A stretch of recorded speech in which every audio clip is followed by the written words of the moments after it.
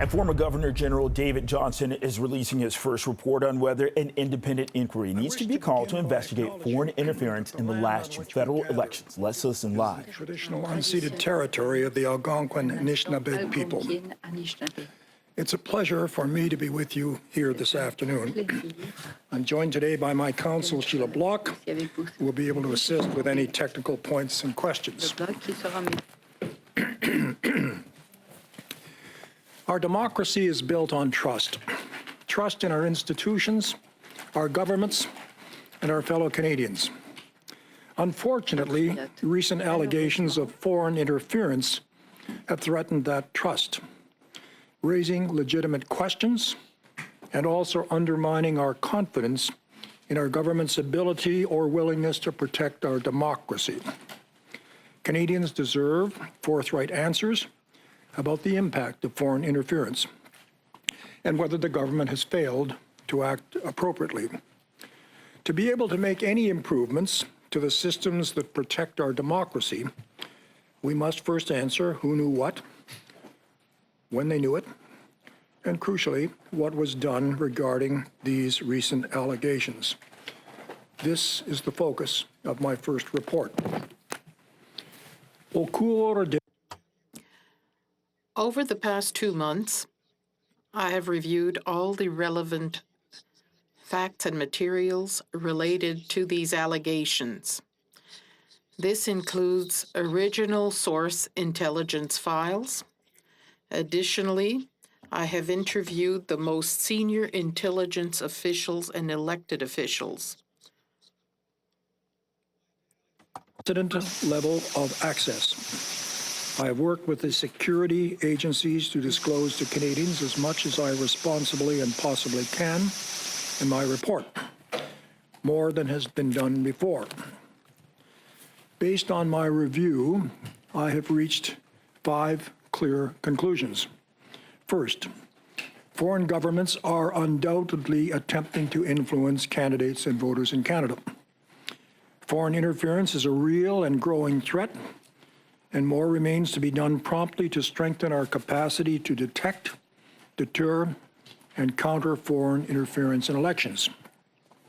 Second, when viewed in full context with all of the relevant intelligence, several leaked materials that raised legitimate questions turn out to have been misconstrued in some media reporting, presumably because of the lack of this context. Third, I have identified serious shortcomings in the way intelligence is communicated and processed from security agencies through to government.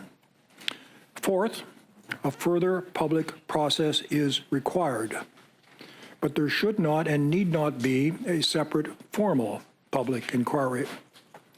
A public inquiry examining the leaked materials could not be undertaken in public, given the sensitivity of the intelligence. However, public hearings on the serious governance and policy issues identified to date should and will be held at the earliest possible date as part of the second phase of my mandate.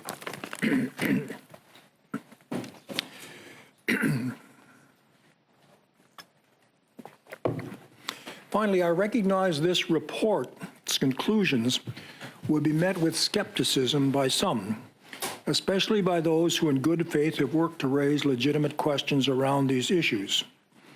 The challenge is this: what has allowed me to determine whether there has in fact been interference cannot be disclosed publicly. A public review of classified intelligence simply cannot be done. Therefore, fifth, I recommend the Prime Minister invite the 2 oversight committees on national security, NSICOP and INSIRA, to review my conclusions and provide them with all supporting materials, including an annex which contains the classified information. If they disagree with my conclusions, they should say that. Le défi est le suivant. Ce qui What allowed me to determine whether there had actually been interference cannot be disclosed in public. A public review of classified intelligence simply cannot be done. Therefore, and fifth, I recommend that the Prime Minister invite the two oversight committees on national security to review my conclusions and provide them with all supporting materials, including an annex which contains the classified information. If they disagree with my conclusions, they should say that publicly. To the parliamentarians who are already members of NSICOP, I encourage the Prime Minister to invite the leaders of the three major opposition parties to join that process personally so they can assess for themselves the intelligence and my conclusions. This is a necessary step in transparency and accountability to provide Canadians confidence in my conclusions. My review has shown that common techniques of foreign interference include cyber attacks, online influence campaigns, disinformation, and the exploitation of human relationships. Fortunately, measures put in place by our governments have been largely successful. The elections of 2019 and 2021 were well protected by sophisticated mechanisms, and there is no basis to lack confidence in those results. Les élections de 2019. The elections of 2019 and 2021 were well protected by sophisticated mechanisms, and there is no basis to lack confidence in those results. At the same time, Canada must remain vigilant against this threat and must work urgently to strengthen our capacity to detect, deter, and counter this threat to our democracy. The recent allegations of foreign interference in media reports have amplified public concern around these issues and are a central component of my first report. They raise legitimate questions which deserve complete answers. Much of what has been reported has been based on limited and partial intelligence. That reporting has been made without the benefit of the full context provided by all relevant materials. Experienced, intelligent professionals understand that individual pieces of intelligence must be viewed with considerable skepticism. It is extremely rare to draw conclusions, much less take action, from a single intelligence report. Each piece of intelligence is a brushstroke to paint a broader picture. Only upon seeing the full picture, with the benefit of all relevant intelligence, can one conclude that much of the reported intelligence has been misconstrued in media reports, presumably because of this lack of context in these instances. In some cases, the materials I reviewed tell a very different story than what has been reported to date. Foreign interference is not usually embodied in discrete, one-off pieces of intelligence.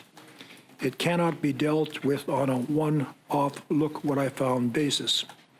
The limited leaked intelligence and subsequent reporting have led to misapprehensions relating to incidents that are alleged to have occurred in the 2019 and 2021 elections. Moreover, I have found no examples of ministers, the Prime Minister, or their offices knowingly or negligently failing to act on intelligence, advice, or recommendations on the issues I have investigated related to the 2019 and 2021 elections. However, I did find that there are significant and unacceptable gaps in the machinery of government. Les renseignements sont décentralisés. Intelligence is decentralized and in many instances not well communicated. It is not properly filtered to key decision makers, and the accountability mechanisms in place are not sufficient. This is not just a problem at the political level. The information flow between the security agencies and the departments they serve is also not well tracked. These are all serious impediments to the efficient management of information and reviews. Another central piece of my mandate and a requirement of this first report was to determine if a separate public inquiry or public process is required to investigate foreign interference in our democracy.